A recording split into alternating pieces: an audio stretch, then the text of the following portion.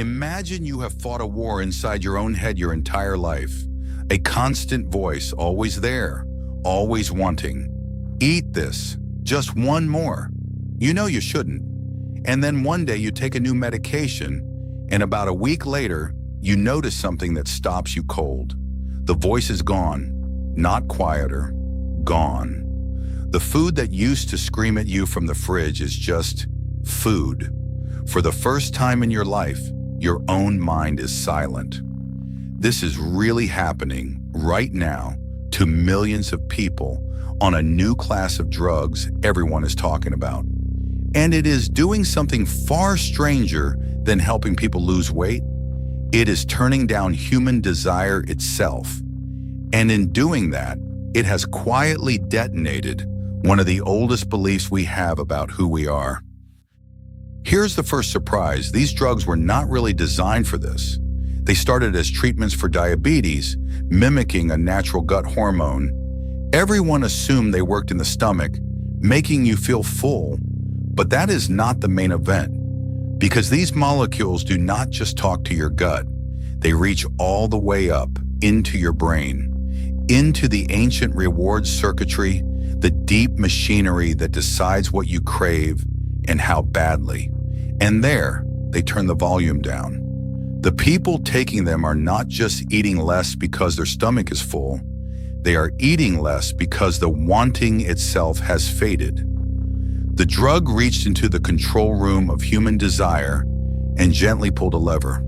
And what happened next, nobody fully expected. Because it turned out the drug was not only quieting food, something far more revealing began to happen. People on these medications started reporting that their other cravings were fading too. The pull of alcohol, quieter. The urge for a cigarette, weaker. The compulsion to shop, to gamble, to scroll, loosening its grip. Early research and a flood of personal accounts suggest these drugs are not targeting hunger specifically at all. They are turning down the entire system of craving, the one machine in your brain that generates wanting for everything. And that is the moment this stops being a story about weight and becomes a story about you. Because if a single molecule can dial down every desire you have at once, then a very disturbing question follows. What exactly is desire? People have given this a name, and it is haunting. They call it the quieting of food noise. Food noise is that endless background chatter, the intrusive, relentless thoughts about what to eat, when, how much, that many people live with every waking hour without even realizing it is not normal. And when the drug switches it off, they describe something eerie, silence, a quiet they did not know was possible because they had never once in their whole lives been without the noise. And here's the unsettling part. That means all along, their brain had been running that craving at a certain volume, loud for some people, quiet for others, a setting, and not one single person ever chose their own setting. Which brings us to the question that breaks everything. We have a word for the ability to resist your cravings, willpower, and we treat it as a virtue, a sign of strength, of character, of a good and disciplined soul. The person who resists the cake is admired.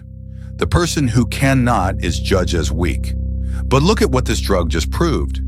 If your craving is a volume that can be turned down by a molecule, then willpower was never a heroic battle of the soul. It was just how loud your particular volume happened to be set. The person with quiet cravings did not win a war. There was barely a war to fight, and the person losing to their cravings every day was not weak. They were standing next to a speaker turned up to maximum that they never got to touch. Willpower, it turns out, may be one of the great illusions of human life. Let this land, because it changes how you should see half the people around you, and maybe yourself. For your whole life, you have probably believed that the overweight person, the addict, the one who cannot seem to stop, is simply lacking in discipline, a moral failing, a weakness of character. But if desire is a volume set by genes, by brain chemistry, by wiring none of us chose, then that judgment collapses entirely. They were not weaker than you. Their signal was just louder than yours. You did not earn your restraint any more than a tall person earned their height. This is not an excuse. It is something more humbling than that. It is the realization that the willpower you were so proud of and the willpower you resented others for lacking was mostly just luck. The luck of the volume you were born with. Now go one layer deeper because it gets stranger. Ask yourself, did you ever actually choose what you desire? You did not decide to crave sugar. Evolution wrote that into you long before you were born because sugar was rare and precious to your ancestors. You did not choose to want status or sex or comfort or the approval of others. These desires were installed in you by genes, by evolution, by your upbringing, by chemistry. You simply woke up inside a mind that already wanted things, and then spent your life believing those wants were the truest, most personal part of you. But they are not chosen by you at all. They are the current you are swimming in. And now, for the first time in human history, we have found a way to reach into that current and change it, which raises a question with a strange kind of vertigo. If you can turn a person's desires up and down with a drug, then which version is the real them? Think about it carefully. Is the real you the one who spent decades tormented by relentless craving? Or is the real you the calm, quiet person who emerges once the noise is switched off?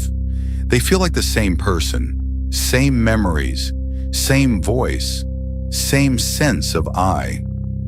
And yet one of them is desperate and one of them is free, and the only difference between them is a molecule. We always assumed there was a solid, fixed self underneath, doing the wanting. But if the wanting can be dialed to almost nothing, and you are still there, then you were never your desires in the first place. There is something beneath them, something doing the watching, and we are only just beginning to realize we can edit everything above it. Because this is only the beginning. If we can now turn down the desire for food and alcohol and cigarettes, then this is not really a weight loss story at all. It is the opening of a door. Scientists are already exploring molecules that could dial down grief or fear or trauma. And it is not a huge leap to imagine drugs that turn up motivation or turn down heartbreak, or quiet the desire for a person you are trying to leave. We are learning to edit human wanting, feeling by feeling, and that forces a question we are nowhere near ready to answer. If you could choose your own desires from a menu, which ones would you keep? Would you delete your craving for junk food? Fine, but would you delete your grief for someone you lost? Your longing for a dream? Your desire itself? Where exactly do you stop editing before the person doing the editing disappears? But do not let this only frighten you, because there is something freeing hidden inside it. This whole strange story points to a truth that the wisest people have taught for thousands of years. You are not your cravings. That pull you feel, the wanting, the urge, the hunger, it is not the core of who you are. It is weather moving through you. And the fact that a drug can quiet it just proves in a laboratory what meditation and philosophy have always claimed, that there is a you beneath the wanting that can watch a desire arise and does not have to obey it. You may not have chosen your desires, but you are the first creature in the history of life that can notice them, question them, and, increasingly, decide which ones deserve to run your life. That is not the end of free will. It might be the strange and difficult beginning of a deeper kind. So the next time you resist a temptation or give in to one, hold the whole thing a little more gently. Your willpower was never quite the virtue you thought. Your weaknesses were never quite the failing you feared. Underneath all of it was a volume you did not set, in a mind full of desires you never chose. But you are also the creature that can finally see this, that can look at its own wanting from the outside and ask, is this one really mine? And do I want to keep it? We are entering an age where desire itself becomes something we can edit.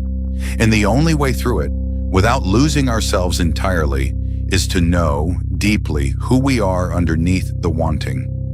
So let me leave you with this. If you could delete one single desire from your mind forever, would you do it? And would you still be you afterward? Tell me in the comments. And if you love questions that quietly rewire how you see yourself, subscribe to First Principles Talk. We're just getting started.